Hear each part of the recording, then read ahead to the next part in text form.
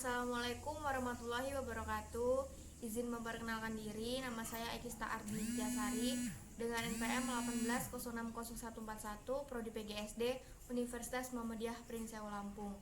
Jadi di sini saya akan membuat video karena tugas UTS dengan MK telaah kurikulum dengan materi pendekatan dan model pengembangan kurikulum.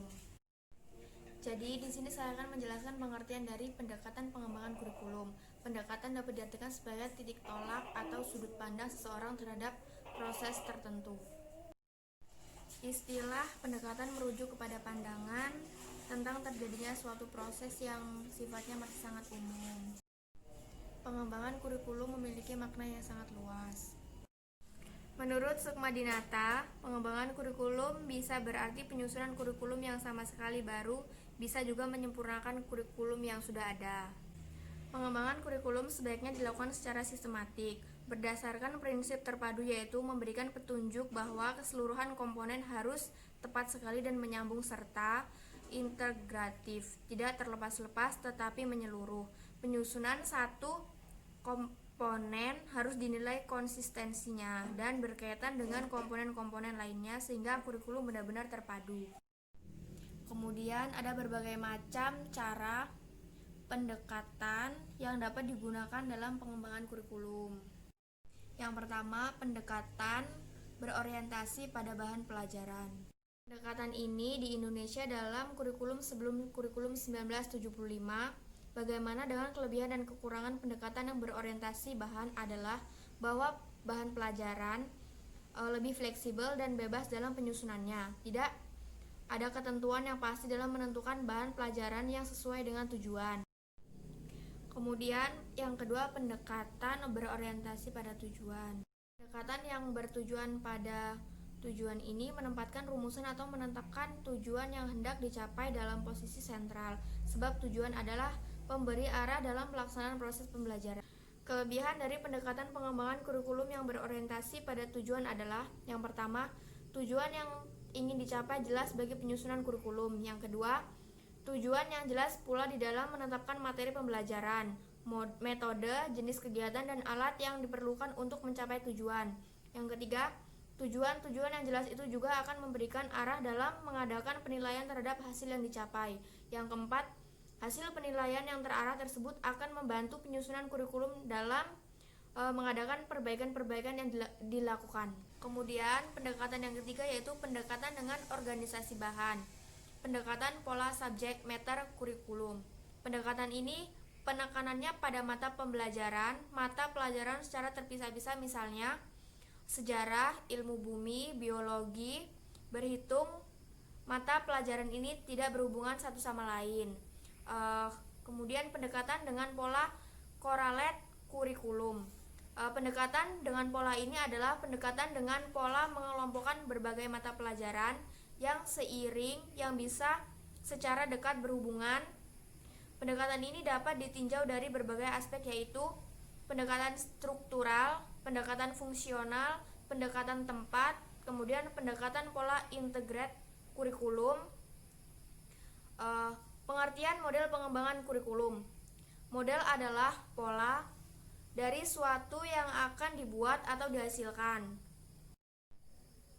Definisi lain dari model yaitu abstraksi dari sistem sebenarnya dalam gambaran yang lebih sederhana serta mempunyai tingkat prosentase yang bersifat menyeluruh, atau model adalah abstraksi dari realitas dengan hanya memusatkan perhatian pada beberapa sifat dari kehidupan sebenarnya. Model-model pengembangan kurikulum. Dalam pengembangan kurikulum ada beberapa model yang dapat digunakan. Tiap-tiap model memiliki kekhasan tertentu baik terlihat dari keluasan pengembangan kurikulumnya itu sendiri. Model kurikulum berdasarkan proses pengajaran. The subject design. Materi pelajaran disajikan secara terpisah-pisah dalam bentuk mata-mata pelajaran. Model desain ini telah ada sejak lama. Orang-orang Yunani, kemudian Romawi mengembangkan trivium dan quadrivium. Trivium meliputi gramatika, logika, dan retorika, sedangkan quadrivium meliputi matematika, geometri, astronomi, dan musik. The disciplines design isi kurikulum yang diberikan di sekolah adalah disiplin-disiplin ilmu. Menurut pandangan ini, sekolah adalah mikrokosmos dari dunia intelek. Satu pertama dari hal itu adalah isi dari kurikulum. The Board Field Design. Tujuan pengembangan kurikulum Board Field adalah menyiapkan para siswa yang dewasa ini hidup dalam dunia informasi yang sifatnya spesialitis dengan pemahaman yang bersifat menyeluruh. Kemudian model yang kedua yaitu model kurikulum berdasarkan pengelolaan kurikulum. Yang pertama model administratif. Model pengembangan kurikulum ini merupakan model paling lama dan paling banyak dikenal. Diberi nama model administratif atau line staff karena inisiatif dan gagasan pengembangan datang dari para administrator pendidikan dan menggunakan prosedur administrasi. Model dari bawah. Model pengembangan ini merupakan lawan dari model pertama. Bukan datang dari atas tetapi datang dari bawah, yaitu guru-guru atau sekolah. Model pengembangan kurikulum yang pertama digunakan dalam sistem pengelolaan pendidikan atau kurikulum yang bersifat sentralisasi. Grassroots model dalam pengembangan dalam sistem pendidikan yang bersifat desentralisasi. Model kurikulum yang ketiga yaitu model kurikulum berdasarkan implementasi kurikulum. Terdapat beberapa model implementasi kurikulum sebagaimana yang disampaikan oleh Miller dan Seller.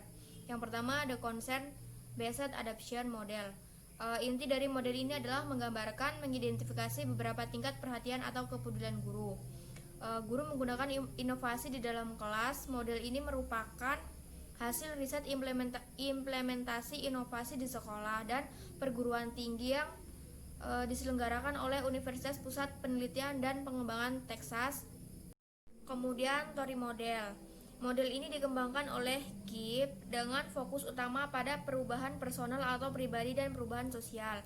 Model ini menyediakan suatu skala yang membantu guru mengidentifikasi bagaimana lingkungan akan menerima ide-ide baru sebagai harapan untuk mengimplementasikan inovasi dalam praktek dan menyediakan beberapa petunjuk untuk menyediakan perubahan.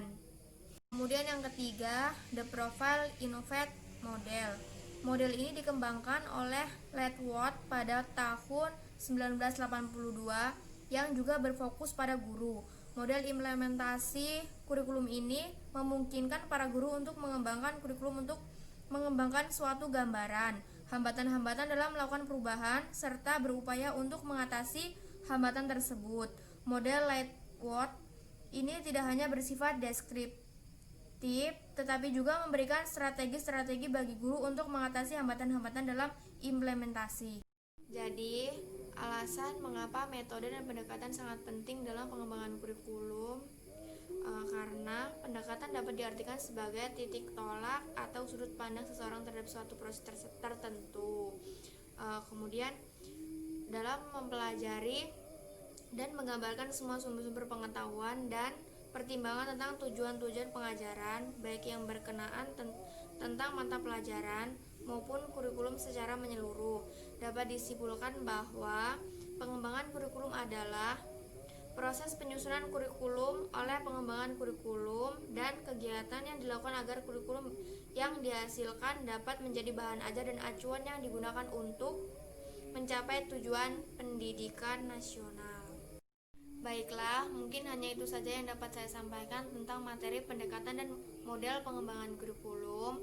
Apabila penjelasan saya banyak kurangnya, saya mohon maaf. Saya akhiri, wabillahi taufiq wal hidayah.